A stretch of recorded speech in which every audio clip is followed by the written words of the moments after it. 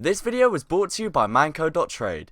This site allows you to instantly trade off your unwanted TF2 items for other various TF2 items. Any money that will be left over in one of your trades that you overpaid by gets added to your wallet, which you can then use in future trades. They also hold pretty regular giveaways, so the link to manco.trade will be down below. Hey guys, what's going on? My name is Joe and welcome to a brand new video. Today we're going to be talking about some unpopular opinions in Team Fortress 2.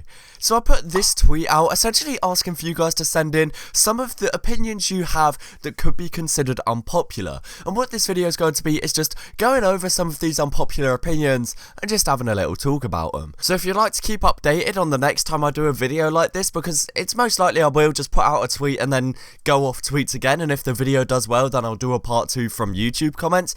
My Twitter is linked down below. But yeah, you guys sent in a ton of opinions on Twitter, and as I said, if you enjoyed this video and if you'd like me to do a part 2, then leave a like and let me know some of your unpopular opinions in the comments below. Without further ado, let's get straight into it.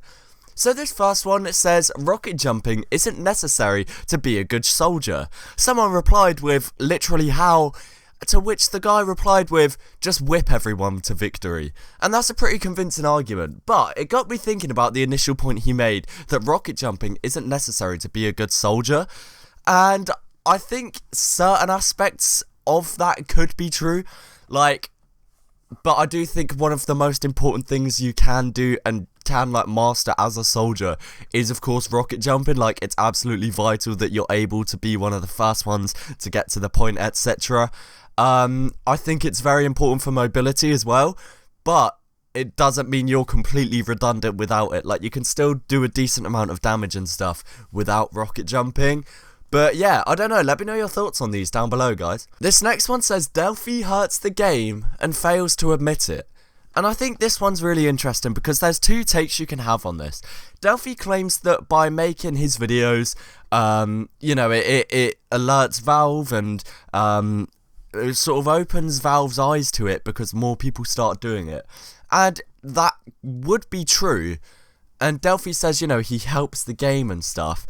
But there's a period of time where everyone sees Delphy's videos except from the Valve team. So you have a bunch of people doing the infinite health exploit as the heavy and spawn and stuff. And then at that point it's damaging to the game, right?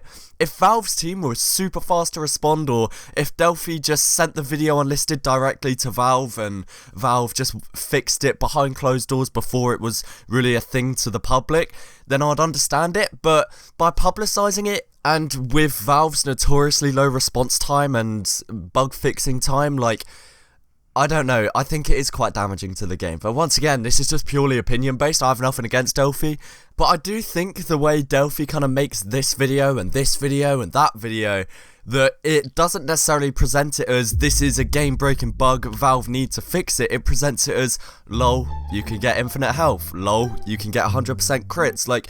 It doesn't present it as a problem, it presents it as fun. That's my kind of main gripe with it. But again, I think if his sole intention is to help the game, more power to him. This one says, scouts should have priority to teleporters, everyone else is second.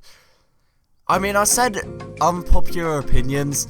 I genuinely don't believe there's a single person in the world who actually believes this. This one says, skins are hella underrated and need more love. And this is a really good point. I think there is a lot of war paints and skins out there that look so nice that really, I mean, I wouldn't necessarily say are, underpriced or whatever, but you don't see as many people using them as you see using Australians and stuff, when in most cases, they're considerably cheaper. This one says, Starstorm Insomnia and Cloud9 are good unusual effects. And I have to agree with this one. Cloud9 and Starstorm Insomnia are both very cheap in comparison to other effects for different reasons. Starstorm Insomnia is just because of the sheer amount of them that were unboxed. Cloud9, however, is just pretty cheap because it's not necessarily a high tier or mid tier effect. It's generally quite a low tier effect, when I think it's a very underrated effect. I remember thinking a Cloud9 Brotherhood of Arms was one of the best unusuals that could exist. I think Cloud9 is such a nice effect. It's not too flashy, but it's not too subtle. It is there. And that's why it would probably be my go-to unusual. But yeah, they're both very cheap considering how nice the effects are, in my opinion.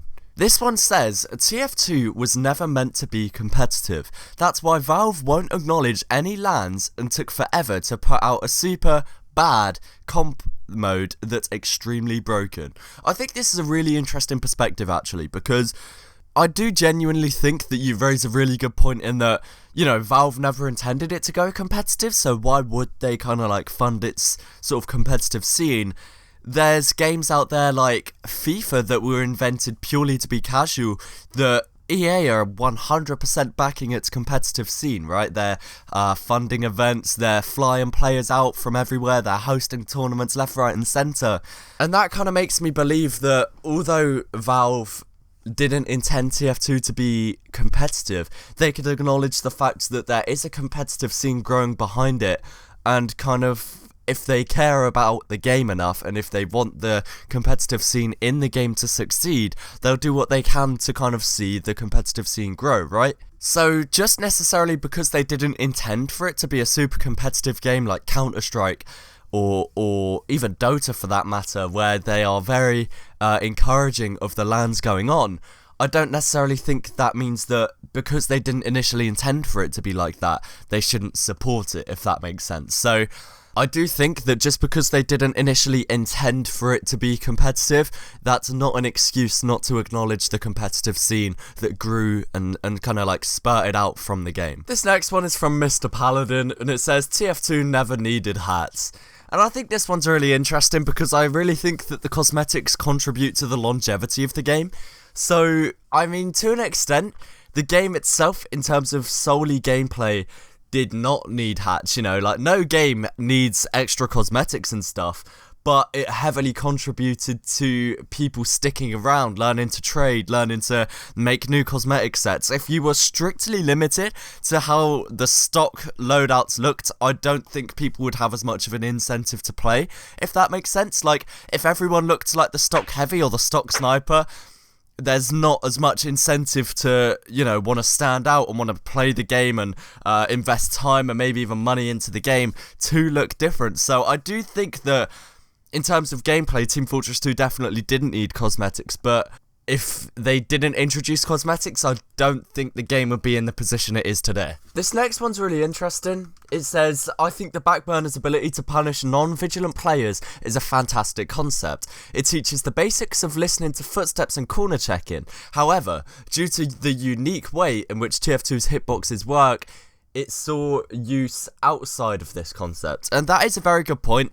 I think conceptually the Backburner and even the Backscatter for the Scout are great weapons. It encourages a different playstyle to the generic playstyle of these classes. However, I think a lot of people will agree with me when I say the Backburner just isn't fun to use. A lot of the times you will try and use the Backburner and it will just heavily backfire on you and you'll switch back to the stock flamethrower.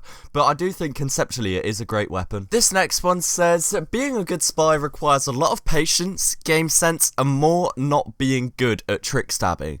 I see it too often. People think good spies have to be good at trick stabbing. And this is coming from the opinion of not a spy main, right? But I do think that being a good spy, you don't necessarily need to be able to trick stab. However, having that ability to be able to trick stab can get you out of a lot of sticky situations that you would otherwise die in as a normal spy. So I don't think it's an absolutely integral part to being a good spy. However, I do think it's a big contributing factor if you want to be good as a whole as the spy and not have any big weaknesses. Hey guys, this last one says that Ambi was never OP, and I genuinely think this one just comes down to simply how you look at it. Because I genuinely think that the old Ambassador, with no damage fall off, kind of removed the playstyle of the spy. You know, the whole concept of the spy is you sneak behind the enemy team and get frags that way. The old Ambassador encouraged a playstyle which completely was the opposite of the spy's actual playstyle. You could just sit on the other side of the map and do decent damage to everyone you see, solely dependent on if you have a good aim or not. So I do think it's a really interesting perspective to look at. If you have a good enough aim, I think it was broken and discouraged the playstyle, but not a lot of people could just hit headshots from across the map like that. So I don't know, leave your thoughts in the comments below on any of these that interested you, and that is just about it for this video, guys. Leave a like on this video if you did enjoy, and and once again, leave your thoughts in the comments below along with any other unpopular opinions. If this video goes down well, I will of course make a part 2. Thank you guys so much for watching, and peace.